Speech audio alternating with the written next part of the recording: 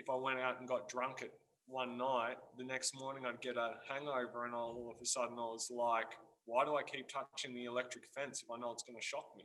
5 years ago, I was coming out the back of starting my own power line maintenance company with my ex-partner and her father. I was put in debt over $230,000, which I was trying to pull back. I was working a 9-to-5 job on the power lines every day, doing as much overtime as I could. I was getting blind rotten drunk every Friday night, Saturday night, Sunday sessions, and had no idea what it was that was making me happy in life.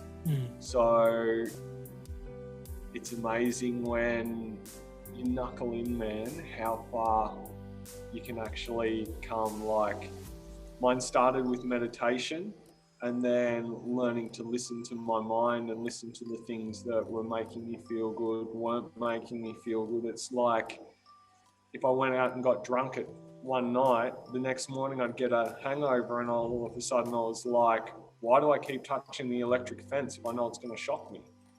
So I stopped drinking, I stopped this, and then I worked out all of the things in my life that weren't making me happy.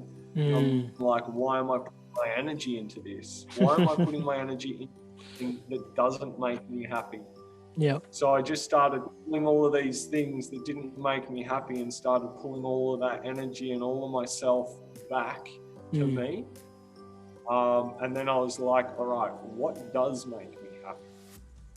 Old cars makes me happy. I'm like, I love to find a good coffee shop.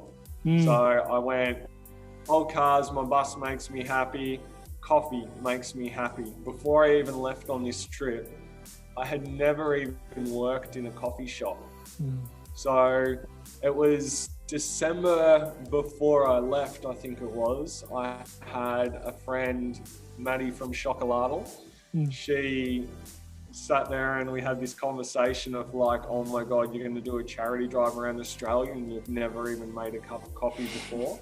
So she actually pulled me to her cafe and gave me a one-on-one lesson how to make coffee, sent me off for a barista course, which was a half-day course or something.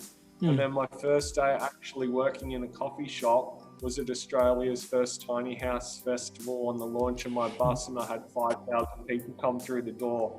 And I remember standing there, I'm like looking at someone going, can I let you in on a little secret? And they're like, yeah, what's that? And I'm like, this is the first time I've ever opened or worked in a coffee shop, let alone done it alone. And people wanted me to line up out the door. So that growth in discomfort is a massive thing. Working out the things that don't hurt you, like touching the electric fence, but definitely push you out of your comfort zone, was a massive learning point for me. And also pulling in all the pieces of yourself that's out there doing things that aren't making you happy. It's like, why do you keep doing it? Please share away. Thank you so much. Stay inspired to evolve.